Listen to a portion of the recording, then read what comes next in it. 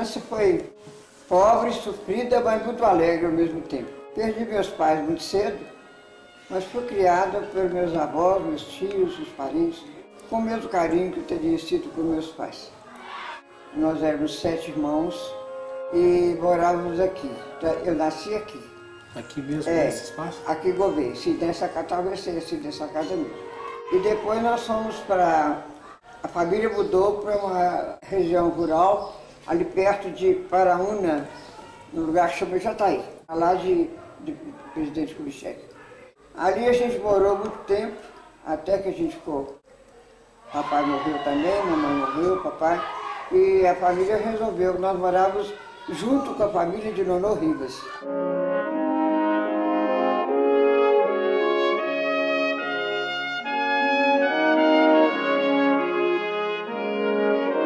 Parentes também, Maria José Ribas. Então eles eram companheiros diretos de trabalho, de educação da gente, de criação da gente. Aconteceu que a gente cresceu, a turma foi ficando grande, sem trabalho, na roça. O serviço era aquela manutenção da agricultura doméstica, plantava, colhia, etc.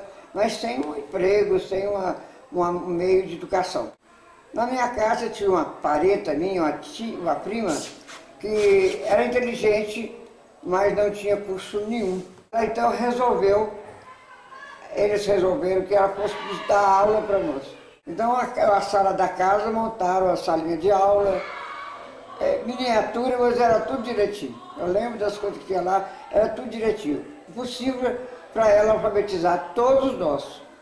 Deixa eu ver que nessa sala ela agrupava sempre uns 10, 12 alunos, mais alguns vizinhos que gostavam também resolveram colocar os filhos ali para estudar. Era uma escola muito sem didática, mas ela ensinou tudo que ela sabia. Quando nós mudamos para aqui, quando eu tinha mais ou menos uns 13 anos, nós mudamos para aqui, todos nós fomos encaixados no Aurélio Pires, já assim, 4º ano, 3º ano, todo mundo estava já bem adiantado na escola.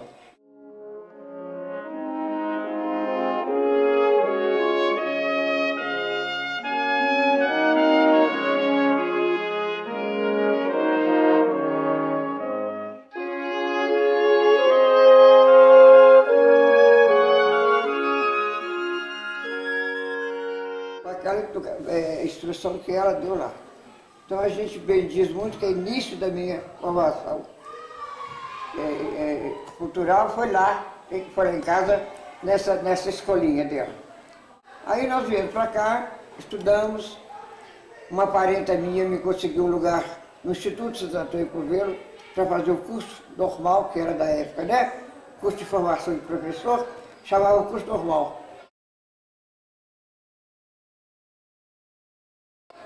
Então eu fui para lá e lá estive interno 5 anos nessa escola, que era o Instituto Santo Antônio. Tinha pessoas de Gouveia já nessa ocasião, além da Não, daqui era só eu. Eu queria que a senhora falasse para a gente um pouco da rotina dessa escola. Da escola? Do Santo Antônio. Como é que era o dia? Lá era o internato. Sim. E tinha 2 divisões. O internato foi criado para parar órfãos, tanto que chamava Orfanato Santo Antônio. Eu era órfão e ocupava uma ala intermediária entre os órfãos que estudavam, porque nem todas as órfãs estudavam. A maioria das órfãs ficavam lá como proteção mesmo, porque não tinham onde ficar. E eu tinha uma proteção da minha família, de parentes meus, que eu era intermediária. Eu ficava na ala das órfãs, mas eu estudava também. Era uma escola de irmãs, de boa formação religiosa, lógico, e também pedagógica e moral, etc. Trabalhava, eu como órfão trabalhava um pouco, mas cumpria seriamente os períodos de aula, isso eu não perdi. Até que formei. A outra ala era famílias ricas de Coveiro, era a única escola que tinha em Coveiro, então era gente abastada, e eu era, como é que fala? Era o último lugar. Quer dizer, no meu sentido de poderio, de economia, de poder ter roupas, uniformes melhores, etc, etc, etc. Isso era fácil de ser percebido. As meninas internas sentiam Né? esses choques. Era muito diferente, né? Refeitório era separado, dormitório era separado, tinha que ser também. As outras meninas que estavam lá pagavam uma boa pensão, né? Tinham condição de pagar o internato, né? Ou tinha escola, parte de externato também. Mas a gente não, a gente era por caridade, tinha que ficar lá, é o que pudesse fazer, fazia. Mas não foi mal não, foi muito bom na minha vida, valeu muito na minha vida. Apesar de que hoje a gente considera essa educação que eu recebi lá, assim, muito antiquada. Pudera, né? Foram os idos de 40, de 39 a 40, 37. Uns 4 anos? Uns 4 anos. Tive lá 5 anos. Saí de lá em 42. E vinha ver a família? A família estava... Nada. As férias eu não vim aqui não.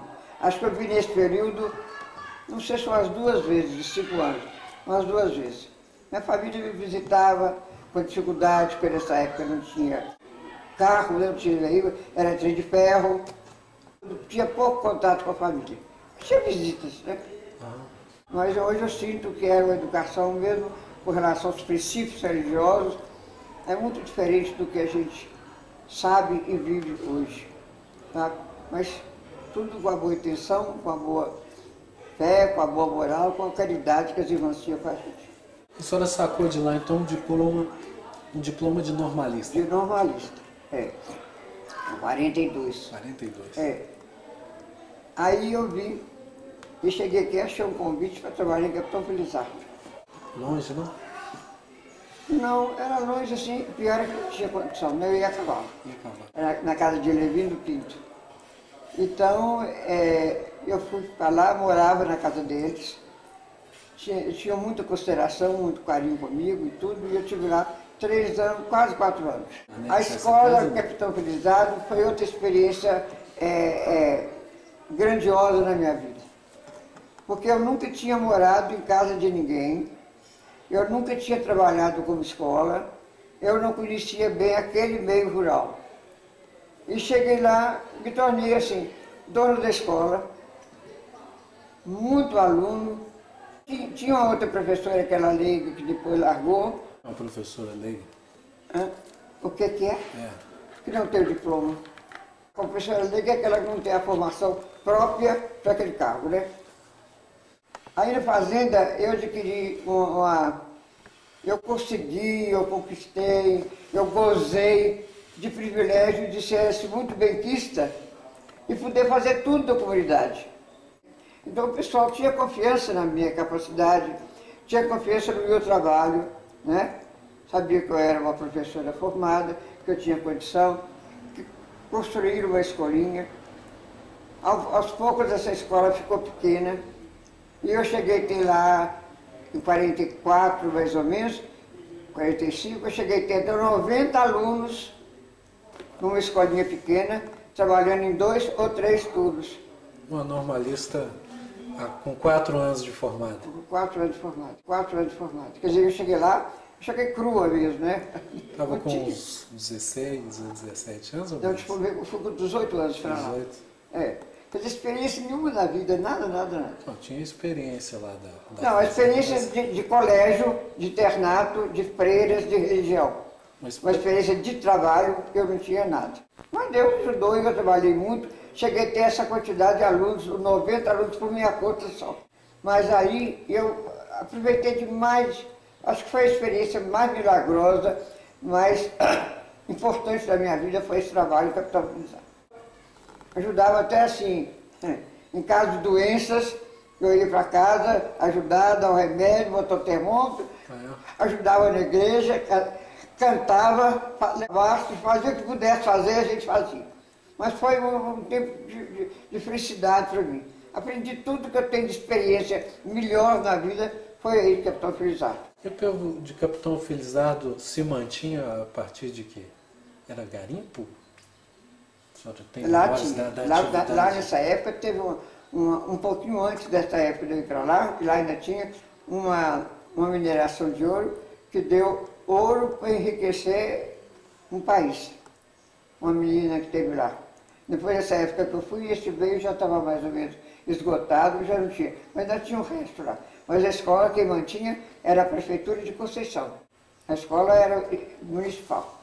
Municipal. É. Pagava por nada, pagava R$100 por mês. Mas eu gostava muito de Capitão Felizardo e agradeço muito o período que eu tive lá. Acho que me deu para a vida inteira assim, uma espécie de iniciativa na vida, de aprendizagem por conta própria. Eu gostava muito de lá. A escola tinha um prédio próprio? Uma casinha desse tamanho quase aqui, um pouquinho mais distante. Era pequenininha. Mas é muito longe de Conceição. Então era difícil a prefeitura de Conceição ter uma escola. Hoje não. Hoje eles têm uma escola boa lá. Hoje já tem uma escola lá com mais salas. Era uma salinha só, assim, do pobre. Não tinha biblioteca, não tinha livros dos meninos. Tudo era dificuldade. A gente quebrou o galho e ajudou e passou... O salário chegava no envelope, pelo Não, correio? salário eu tinha que ir lá buscar. Era assim, e eu tinha que ir lá buscar. Mas era tão cara a viagem que eu passava o ano inteiro sem ir lá buscar esse salário. Aí, Não adiantava ir lá buscar, pegar um carro para ir lá buscar R$100 por mês. Mas... Essa convivência com freira, a senhora levou lá para Capitão Felizardo? A formação religiosa, sim.